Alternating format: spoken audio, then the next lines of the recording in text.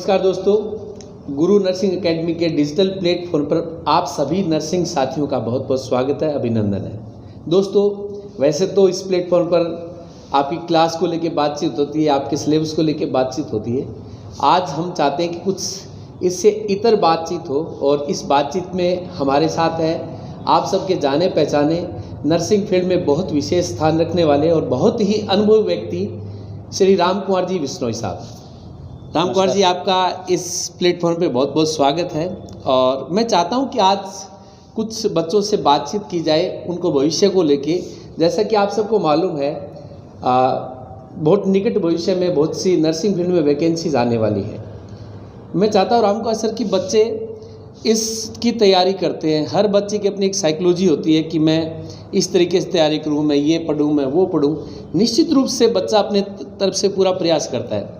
आप इस फील्ड में पिछले 10-12 साल से बहुत अच्छे से पढ़ा रहे हैं, आपको एक अनुभव है, आप खुद सिलेक्ट होकर यहाँ पर गवर्नमेंट में नौकरी कर रहे हैं। कहीं ना कहीं आपका अनुभव बच्चों को बहुत काम आएगा। आपको क्या लगता है कि नर्सिंग फील्ड में जो आज कंपटीशन का दौर बढ़ रहा है, इस दौर में बच्चे किस रूप में तैयारी करें ताकि बहुत कम समय में उनका सिलेक्शन हो जाए?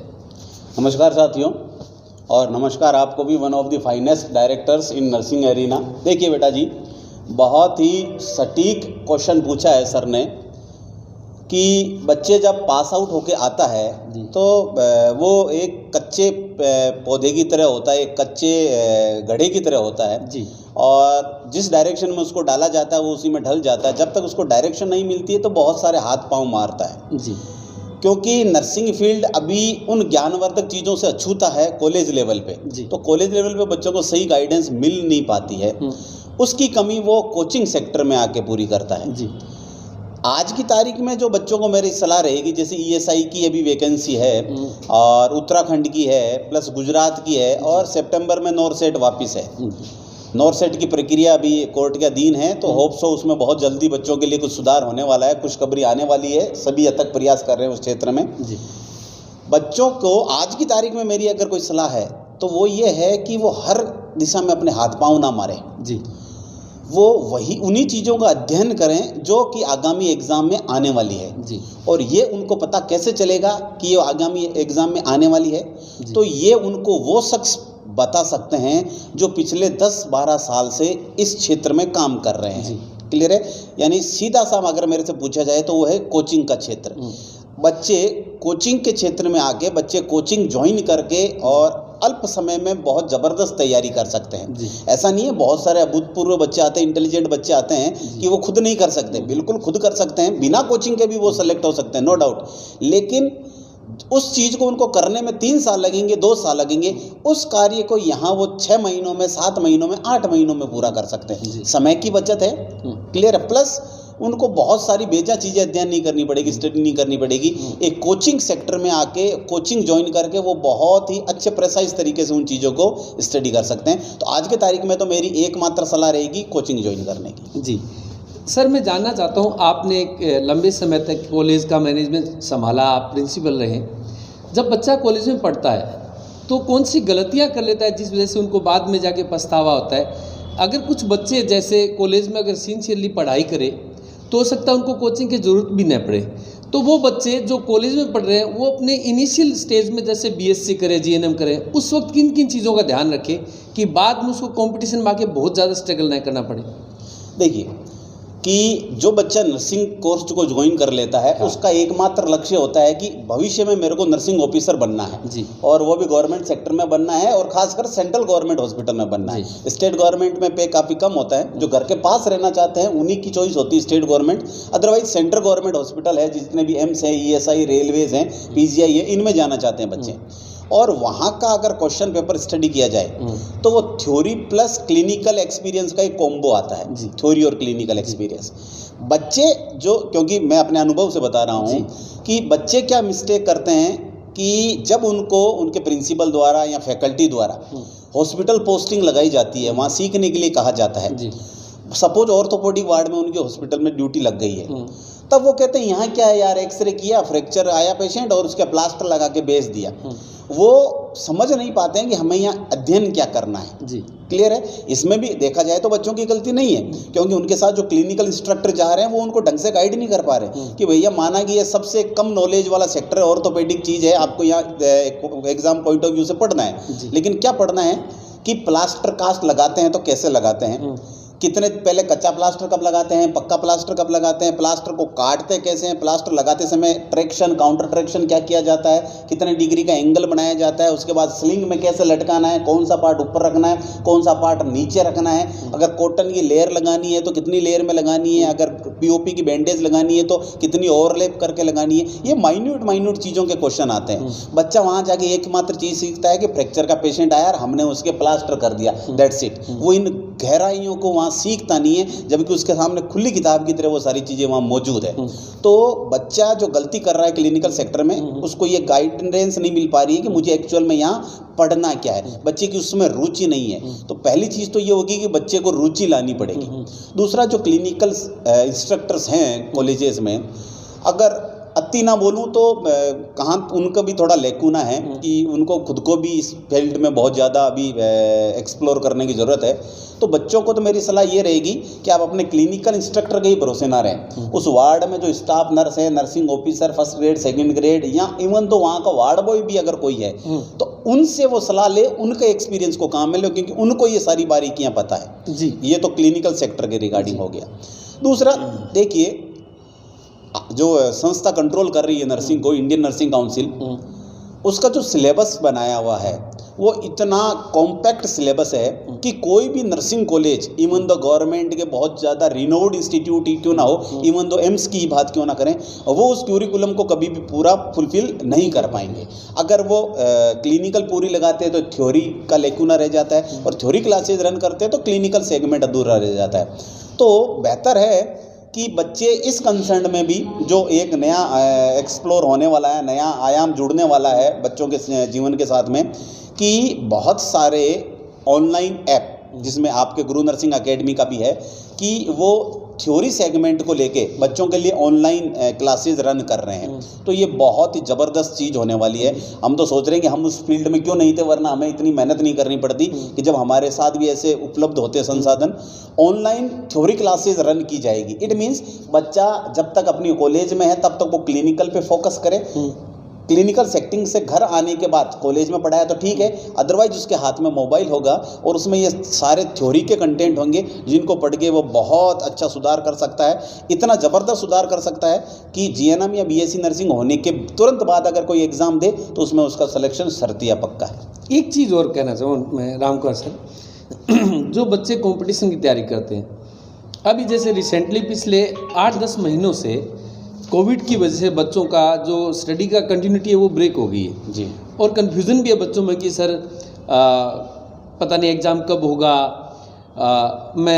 मेरा वो पहले वाली पढ़ाई का तरीका बदल गया, मैं पढ़ नहीं पा रहा हूँ।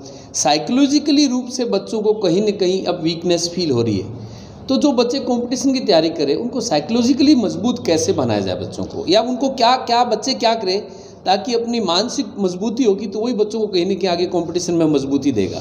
देखिए, इस चीज़ पे कुछ भी कहने से पहले मैं आपके माध्यम से उन सभी बच्चों से एक क्वेश्चन पूछना चाहता हूँ कि ये जो कोरोना का पीरियड आया है, या जो ये पढ़ाई छूटी है, ऑफलाइन क्लासेस छूटी है, या किताबों से नाता छूटा है, ये केवल पार्टिकुलर एक स्टूडेंट का छूटा है या नर्सिंग के सभी स्टूडेंट का छूट गया है? डेफिनेटली सभी का है। तो जब सभी के साथ एक चीज़ हुई है, यानी जब सभी पढ़ रहे थे तो सेम लेवल पे थे, अब जब सभी की पढ़ाई छूटी है तो ऑब्वियसली डाउन हुए हैं, लेकिन डाउन भी सभी एक लेवल पे हुए हैं।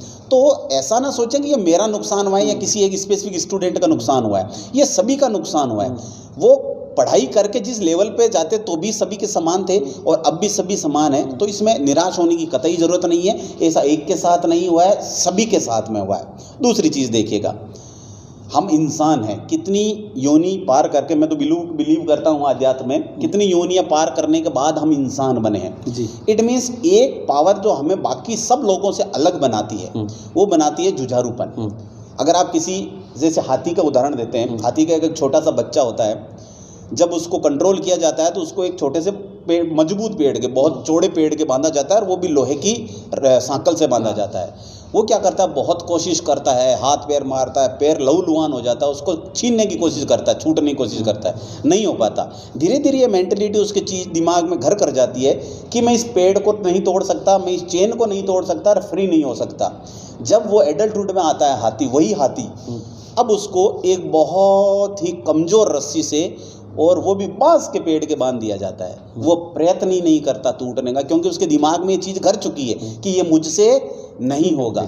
लेकिन हम वो हाथी नहीं हैं, हम इंसान हैं।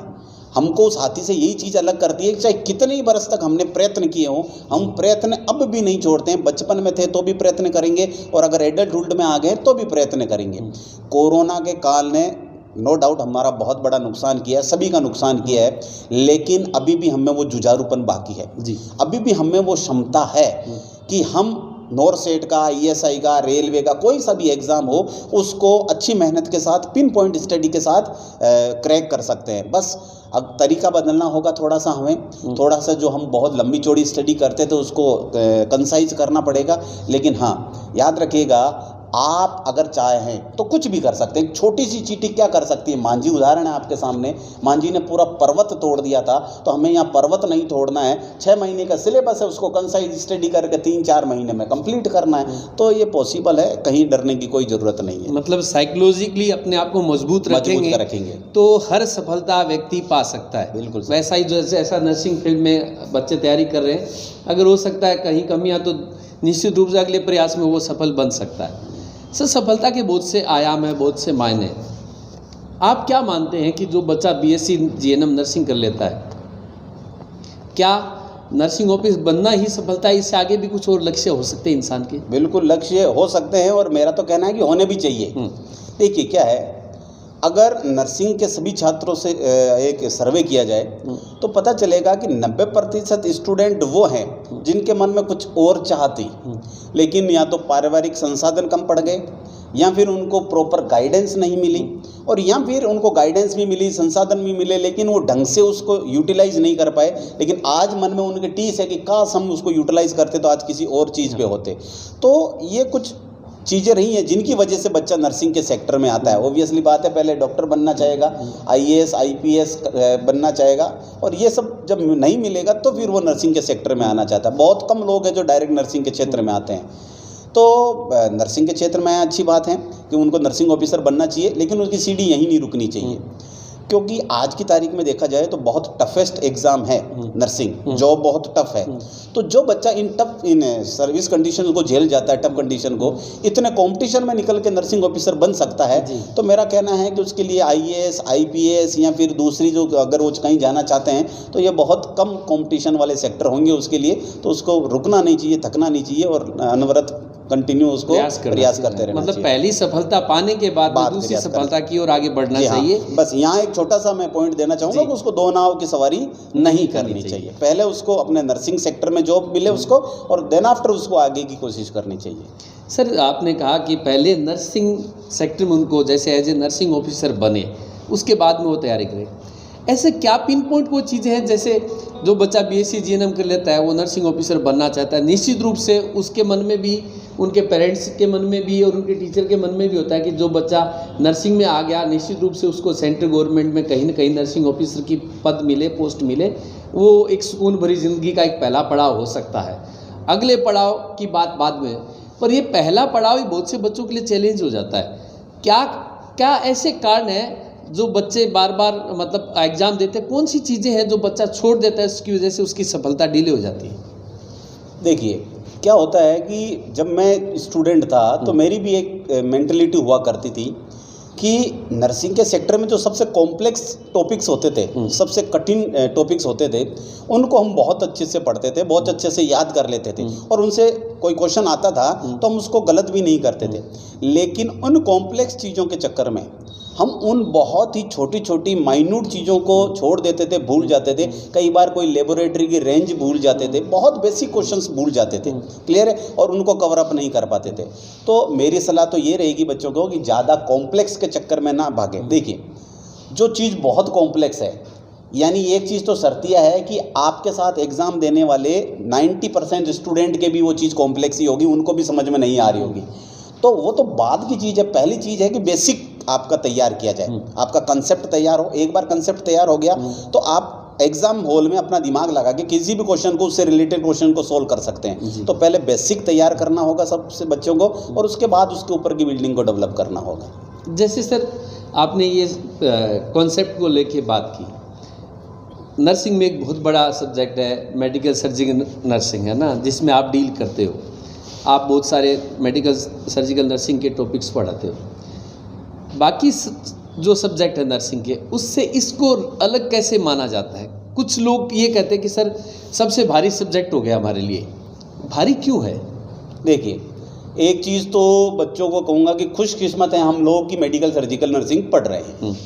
उसका लॉजिक ये है कि आप साइकेट्रिक पढ़िए, आप कम्युनिटी पढ़िए, ठीक है, आपको बहुत ज़्यादा इंटरेस्टिंग नहीं लगेंगे वो। कुछ ही बच्चे जिनको वो इंटरेस्टिंग लग सकती है, बाकी 99% लोगों को साइकेट्रिक कम्युनिटी जैसे सब्जेक्ट इंटरेस्टिंग नहीं लगेंगे, ठीक है। मेडिकल सर्जिकल नर्सिंग ऐसा सब्जेक्ट है जिसमें पहली चीज़ तो पढ़ने में बहुत इंटरेस्ट आता है, बच्चा बहुत इंटरेस्ट लेके पढ़ता है। दूसरा, ये कंसेप्चुअल सब्जेक्ट है medical surgical nursing. It means आपने अगर एक बार टीचर बोर्ड पे पढ़ा रहा है और आपने बहुत तन मन से अच्छी तरह उस कंसेप्ट को समझ लिया, तो भविष्य में आपको उसको रिवाइज करने की कतई ज़रूरत नहीं पड़ेगी।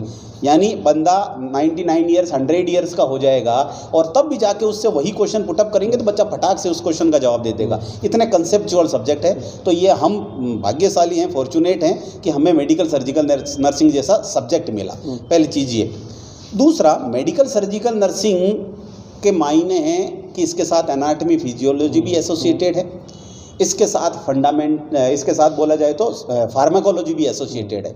तो जब 3 सब्जेक्ट एक साथ मर्ज हो जाते हैं तो ऑब्वियसली बात है इसका सिलेबस वाइड हो जाता है। इसकी कई यूनिट्स ऐसी हैं जो कुछ इंडिविजुअल सब्जेक्ट से बड़ी नज़र आती है, ठीक है, इंडिविजुअल सब्जेक्ट से इसकी यूनिट्स बड़ी हो जाती है, तो बच्चों को थोड़ा लेंथी सिलेबस लगता है। लेकिन उनको ये भी सोचने वाली बात है कि इतना इंटरेस्टिंग सब्जेक्ट दूसरा कोई नहीं है। इसको अगर एक बार आपने ढंग से अच्छी जगह पे स्टडी कर लिया, अच्छे लोगों से स्टडी कर लिया, तो उसके बाद इसको एक बार पढ़ने के बाद आप अपने हाथ खड़े कर सकते हैं, दूसरे सब्जेक्ट की तैयारी करें। इसकी तैयारी करने की कतई ज़रूरत नहीं है। सर आपने बोला कि साइकेट्रिक और कम्युनिटी सब्जेक्ट है, उसमें बच्चों का इंटरेस्ट कम होता है। जैसे मैं देखता हूँ कोचिंग में भी बच्चे बातचीत करते हैं, थोड़ा कम इंटरेस्ट रखते हैं, पर वो भी सब्जेक्ट इतने ही इम्पोर्टेंट है। साइकेट्रिक अपने आप में बहुत इंपॉर्टेंट सब्जेक्ट है, क्योंकि वो जब हॉस्पिटल में ड्यूटी लगेगी तो उसको पेशेंट को देखना है, एक साइकोलॉजिकल रूप से पेशेंट को आप ट्रीट करते हो तो उसका बेनिफिट निश्चित रूप से मिलता है। ऐसे ही कम्युनिटी सब्जेक्ट है, अपने आप में बहुत इंपॉर्टेंट सब्जेक्ट है। तो ऐसा बच्चा क्या सोचे कि उन सब्जेक्ट में भी उनको इंटरेस्ट पैदा हो? देखिए, मैं मेडिकल सर्जिकल नर्सिंग में डील करता हूँ और मेरे साथ में जो डील कर रहे हैं, मैं अपने गुरु नर्सिंग एकेडमी में साइकेट्रिक डील कर रहे हैं दिनेश शर्मा सर, और कम्युनिटी डील कर रहे हैं श्री आलोक रावत सर जी। पहली चीज़ तो ये है कि मैं उन दोनों को धन्यवाद देना चाहता हूँ, क्योंकि मेडिकल सर्जिकल नर्सिंग वाला, क्योंकि जो पहले से इंटरेस्टिंग सब्जेक्ट है उसको मुझे एक्सप्लोर करना है, जबकि उन दोनों फैकल्टीज़ को जो इंटरेस्टिंग सब्जेक्ट नहीं है उनको इंटरेस्टिंग बनाना है, प्लस उनको कंपटीशन में क्लियर होने लायक बनाना है। तो उनकी मेहनत हमसे 10 गुना ज़्यादा है, ठीक है। किसी भी संस्थान में अगर आप जाते हैं, मेरी सलाह है तो उस संस्थान में जाने से वहाँ मेडिकल सर्जिकल कौन पढ़ा रहा है, गायनी कौन पढ़ा रहा है, खैर ये तो सारी चीज़ें देखनी है, लेकिन हमारा कम्युनिटी और फंडामेंटल कौन पढ़ा रहा है, इस पर भी फोकस करना बहुत ज़्यादा ज़रूरी है, ठीक है। आलोक रावत सर जैसे क्या कह सकते हैं, कोई नूर हीरे यहाँ पढ़ा रहे हैं, तो मैं तो कह रहा हूँ बच्चों का बहुत सौभाग्य है कि ऐसे लोग पढ़ा रहे हैं यहाँ। इतने इंटरेस्टिंग सब्जेक्ट करके भी ये पढ़ा रहे हैं कि बच्चे को कतई ये लोग वो बोर नहीं होने देते, ठीक है। पर सर एक बात बताऊँ, जैसे आपने 2-3 सब्जेक्ट की बात की, जैसे कुछ बच्चों को इंटरेस्ट हो कि साहब मुझे बहुत इंटरेस्टिंग सब्जेक्ट लगता है, तो जो इंटरेस्टिंग सब्जेक्ट है उसमें उसका इंटरेस्ट है तो ज़्यादा पढ़ता है। कुछ सब्जेक्ट उनको फील होता है कि नहीं इसमें मज़ा नहीं आ रहा पढ़ के, वो कम पढ़ता है। तो कम पढ़ने वाले सब्जेक्ट में अगर बच्चा नहीं पढ़ा, निश्चित रूप से उसका नुकसान होगा। और बहुत ज़्यादा इंटरेस्टिंग सब्जेक्ट है उसमें बच्चा और कॉन्फिडेंस में भी गड़बड़ कर देता है। जैसे फॉर एग्जांपल मैं काफ़ी टाइम से देख रहा हूँ टीचर को, बच्चों को, जैसे ओबीसी सब्जेक्ट है, अपने आप में बहुत इंटरेस्टिंग सब्जेक्ट है, कंटिन्यू है, टीचर भी अच्छे से पढ़ाते हैं, पर ओबीसी इतना इंटरेस्टिंग सब्जेक्ट होने के बाद में भी कई बार बच्चे मात खा जाते हैं। क्या कारण है उसका? वो तो आपने जिक्र किया ओवर कॉन्फिडेंस का। देखिए क्या है कि ये वही कह रहा हूँ कि बच्चे एक नाजुक घड़े की तरह होते हैं, कच्चे घड़े की तरह होते हैं। ऑब्वियसली बात है, कुछ स्पेसिफिक सब्जेक्ट में उनका इंटरेस्ट होता है और कुछ में नहीं होता है। तो ये जिम्मेदारी उस संस्थान की रहती है, उस इंस्टीट्यूशन की रहती है कि वो कैसे उन बच्चों को वो सब्जेक्ट भी स्टडी करने के लिए मजबूर करे, उनमें इंटरेस्ट पैदा करे।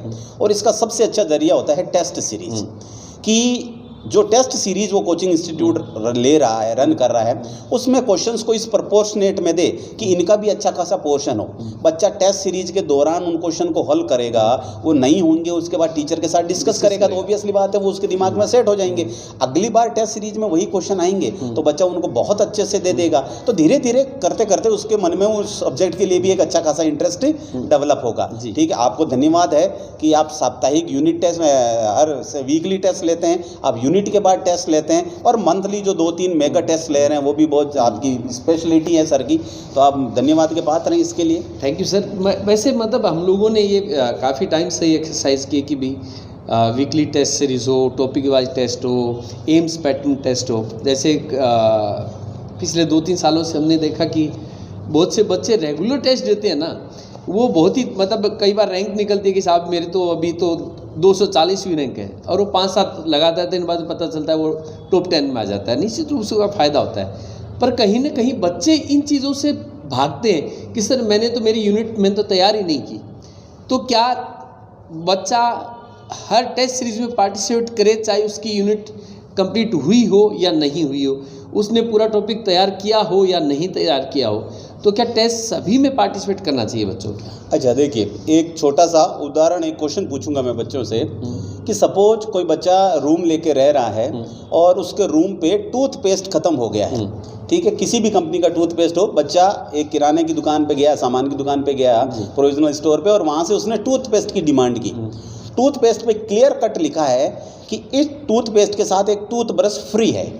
तो वो बच्चा केवल टूथपेस्ट लेके आएगा या टूथब्रश की भी डिमांड करेगा वहाँ पे? डिमांड ऑब्वियसली बात है कि टूथपेस्ट के साथ टूथब्रश भी लेके आएगा।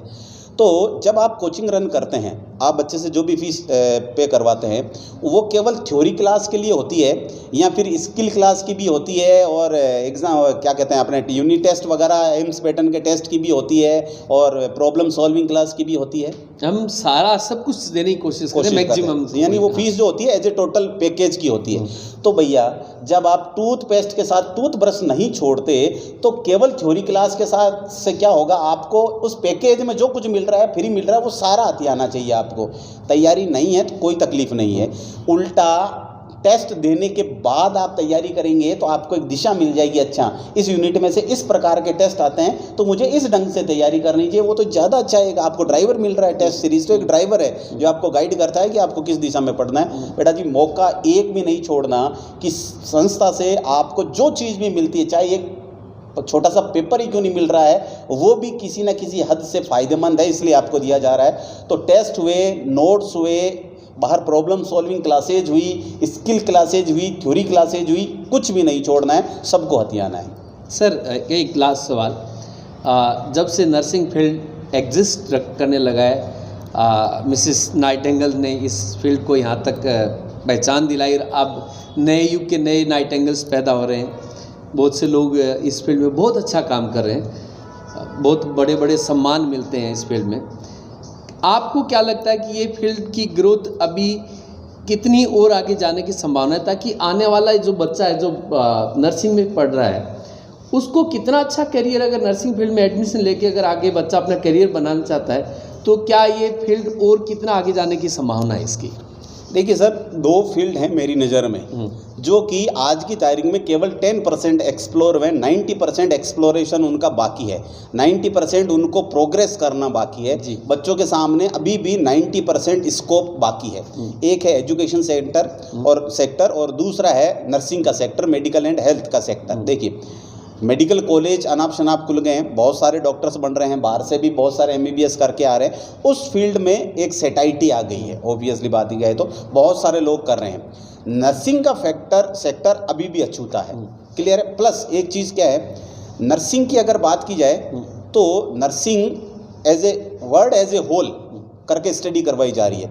हमारे यहाँ जो नर्सिंग स्टडी होती है वो केवल इंडिया के कंसर्न में नहीं होती, वो पूरी दुनिया के कंसर्न में हो रही है, वर्ल्ड वाइड स्टडी हो रही है। इट मीन्स हमारे यहाँ का नर्सिंग किया हुआ बंदा दुनिया के किसी भी कोने में जाके अपनी सर्विसेज दे सकता है, बहुत अच्छा पैसा कमा सकता है। मेरे बहुत सारे स्टूडेंट हैं जो अब यूएई में काम कर रहे हैं, यूके में काम कर रहे हैं, जर्मनी में काम कर रहे हैं, और उनका फ़ोन आता है ऑस्ट्रेलिया में काम कर रहे हैं, उनका पैकेज है 40 लाख रुपए ईयरली, ये तो उनका पैकेज है पर ईयर। देखिए, तो जो बहुत ज़्यादा इंटेलेक्चुअल लोग हैं वो तो एब्रोड जा रहे हैं, जो घर में रहना चाहते हैं, इंडिया में रहना चाहते हैं, उनसे कमतर हैं, वो सब इंडिया में रह रहे हैं, सेंट्रल गवर्नमेंट में रह रहे हैं। तो मुझे नहीं लगता कि इस सेक्टर में कोई भी ऐसा बंदा होगा कि साहब मैंने थोड़ी अच्छे से पढ़ाई कर ली, एफर्ट्स डालने होंगे कि साहब मैंने पढ़ाई कर ली, सब कुछ कर लिया, कोचिंग कर ली, स्टडी कर ली, मेरा कहीं नहीं हुआ, ऐसा तो मुझे कोई नहीं मिलेगा। अगर कोई अपने हिस्से की 50% भी मेहनत कर लेता है तो वो 100% है। और आप बेशक अगर कोई ज्वाइन करना भी चाहता है, नया भी नर्सिंग करना चाहता है, तो मैं तो उसको ये सलाह दूंगा कि बेशक ये करे, अच्छी कॉलेज से करे, अच्छी जगह से कोचिंग करे, गुरु नर्सिंग एकेडमी से खासकर, और अपने भविष्य को बनाए। Thank you. दोस्तों, मैं आज की बातचीत में यही कह सकता हूँ कि एक अनुभवी व्यक्ति के साथ बैठने से निश्चित रूप से आपका हमारा ज्ञान का वर्धन तो होता ही है, पर भविष्य की बहुत सी संभावनाओं के बारे में भी हमें पता चलता है। आज रामकुमार सर ने नर्सिंग फील्ड की बहुत सी बातें की, सब्जेक्ट को लेके, आपकी मानसिक स्थिति को लेके, इस फील्ड में आगे क्या क्या कैरियर हो सकते हैं उनको लेके, और भविष्य में भी राम सर से और बातचीत होती रहेगी। आप सब ने ये हमारी बातचीत सुनी, उम्मीद है आप सबको अच्छी लगी। गुरु नर्सिंग एकेडमी हमेशा बच्चों के सहयोग के लिए आगे रहता है, आगे भी आपको इसी तरह की बातचीत से रूबरू कराते रहेंगे। इस फील्ड के अच्छे टीचर्स से, अच्छे वक्ताओं से, अच्छे विशेषज्ञों से आपसे मिलाते रहेंगे। अगेन आपका और रामकुमार सर का बहुत बहुत धन्यवाद।